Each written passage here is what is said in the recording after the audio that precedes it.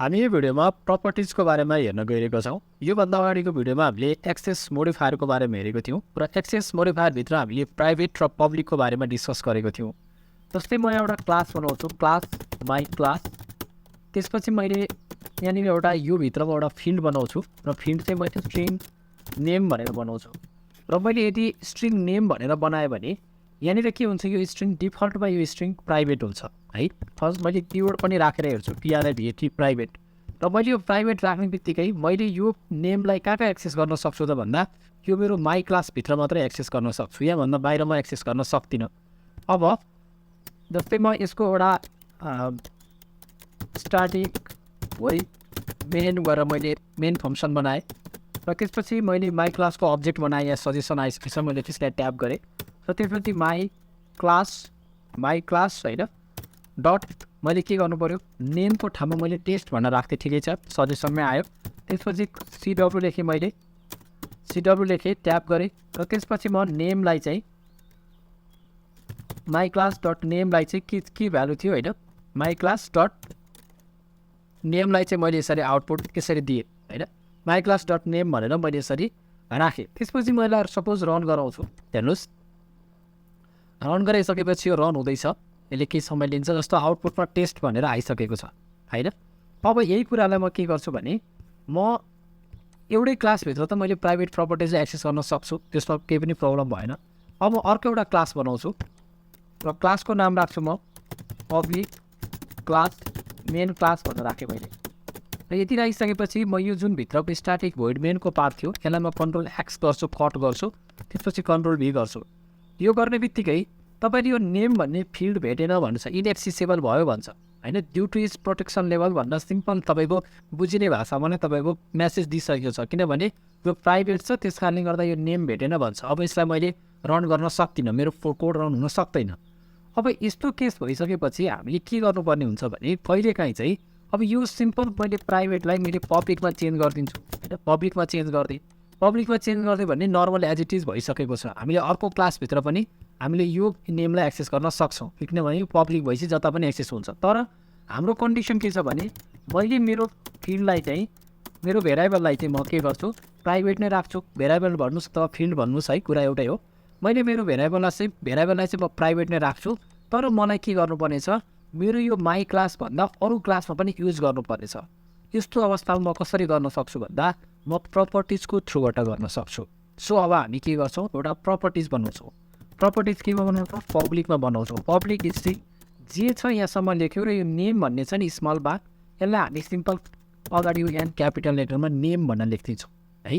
Properties भनेको तपाईँको variables र मेथडको कम्बिनेसन भएर बनिरहेको हुन्छ, यहाँसम्म लेख्छौँ। त्यसपछि हामी कर्ली ब्रासेस दिन्छौँ है। कर्ली ब्रासेस दिइसकेपछि यहाँ तपाईँको गेट रिटर्न नेम भनेर सजेसन पनि आइसकेको छ। यदि मैले सिम्पल गेट लेखेँ, मैले एउटा गेट मेथड हुन्छ र गेट मेथडभित्रले के गर्छ, रिटर्न भ्यालु गरिदिन्छ। हेर्नुहोस् है, म एकैछिन यसको बारेमा भन्छु, रिटर्न भ्यालु भन्न पर्यो होइन। त्यस पछाडि मैले यदि इन्टर गरेँ होइन, इन्टर गरेँ मैले, त्यसपछि सेट लेखेँ। मैले सेट लेखिसकेपछि भ्यालु डट टु स्ट्रिङ यसरी आइरहेको छ, यसलाई यसरी नलेखौँ। सपोज मैले पहिला सेट लेखेँ होइन, सेट लेखेँ मैले। सेटमा के गर्छ त भन्दाखेरि नेम इजकल्स टु भ्यालु गरिदिएँ मैले है, सेमिकोलन यसरी दिएँ। त्यसपछि अर्को भनेको मैले गेट भन्ने मेथड बनाउँछु, गेटले के गर्छ, रिटर्न नेम भनेर बनाएँ मैले। यो भनेको हाम्रो के हो, प्रपर्टिज हो। अब यो प्रपर्टिजको बारेमा थोरै कुरा भन्छु। सबभन्दा पहिला हामीले यो नेम भन्ने मैले के गरेँ, एउटा प्राइभेट एउटा स्ट्रिङ एउटा भेरिएबल बनाएको हो। मैले नाम फरक दिन पनि सक्छु, सबभर तपाईँले प्रपर्टिजको नाम एउटै दिनुभयो भने कन्फ्युजन हुँदैन। सो त्यस कारणले गर्दा यसमा क्यापिटल लेटरमा लिने। र यहाँ एउटा सेट मेथड र गेट मेथड छ। अब के हुन्छ भने सेट मेथडले चाहिँ हामीले यो नेम भन्ने जुन हामीले एउटा के गरेँ, यो प्रपर्टिज बनाएको छौँ, यसलाई अहिले हामी मेन फङ्सनबाट हामीले भ्यालु पास गरौँला होइन। भ्यालु पास गरिसकेपछि यो नेममा जुन भ्यालु आएको हुन्छ त्यो चाहिँ यो भ्यालु भन्ने किवर्डमा गएर बसिरहेको छ है, यहाँ गएर बसिरहेको हुन्छ। र यो भ्यालुको भ्यालु हामीले बनाएको प्राइभेट भेरिएबल एनएएमई स्मल एनएएमई नेममा गएर बस्छ।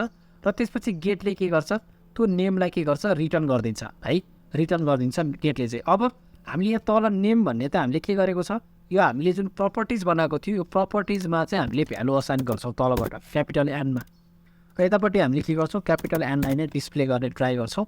र यति गरिसकेपछि मैले सपोज रन बटनमा प्रेस गरेँ भने हाम्रो सेम आउटपुट अघि जे टेस्ट थियो त्यही आउटपुट आएको छ र हामीले के गर्यौँ माथिको यो जुन प्राइभेट प्रपर्टिज थियो प्राइभेट नै राखिरहेका छौँ है। यसरी गर्न सक्छौँ। अब यहाँनिर तपाईँलाई केही कन्फ्युजन हुन पनि सक्छ किनभने तपाईँले यसको जुन यो प्रपर्टीको बारेमा नहेरेको भएको कारणले गर्दा सिम्पल तर केही पनि छैन।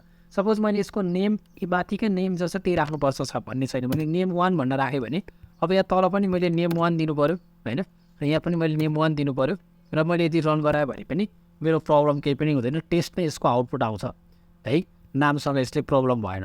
अब त्यसै गरी तपाईँले यसरी प्राइभेट प्रपर्टिजले एक्सेस गर्नको लागि अर्को एउटा तरिका पनि अप्नाउन सक्नुहुन्छ। यो माथिको पुरै पार्टलाई नलेखिकन तपाईँले एउटा क्लासभित्र के गर्न सक्नुहुन्छ भने पब्लिक स्ट्रिङ नेम लेखेर सिधै तपाईँको गेट गर्न सक्नुहुन्छ। एउटा गेट गर्न सक्नुहुन्छ र सेट गर्न सक्नुहुन्छ। दुइटै तपाईँले यसरी गेट र सेट लेखिदिनु भयो भने पनि यसले काम गर्छ। जस्तै मैले यहाँनिर म रन बटनमा प्रेस गर्छु। गेट र सेट मैले दुइटै लेखिसकेको छु। यहाँ तपाईँले नोमा क्लिक गर्नु होला। एरर आयो भने के भयो my class does not access the name 1 भनेको छ किनभने नेम 1 भन्ने त छैन नि त हाम्रो तल नेम र नेम हाम्रो नेम मात्रै थियो। मैले यदि रन गरायो फेरि रन बटन प्रेस गरेँ र रन गरायो भने टेस्ट भन्ने आउटपुट आएको छ। केही पनि प्रब्लम छैन यहाँ पनि है। यसरी पनि हामीले सर्ट एन्ड प्रपर्टी यति मात्र लेख्न पनि सक्छौँ अथवा हामीले जुन अगाडि लेखेको पार्ट थियो त्यसरी पनि गर्न सक्छौँ। केही कन्फ्युजन छ भने तपाईँले कमेन्ट सेक्सनमा कमेन्ट राख्नु होला। म त्यसको रिप्लाई दिनेछु। Thank you so very much for watching this video. च्यानलमा नयाँ हुनुहुन्छ र भिडियो मन परिरहेको छ हेल्पफुल भइरहेको छ भने सब्सक्राइब गर्नु होला। धन्यवाद।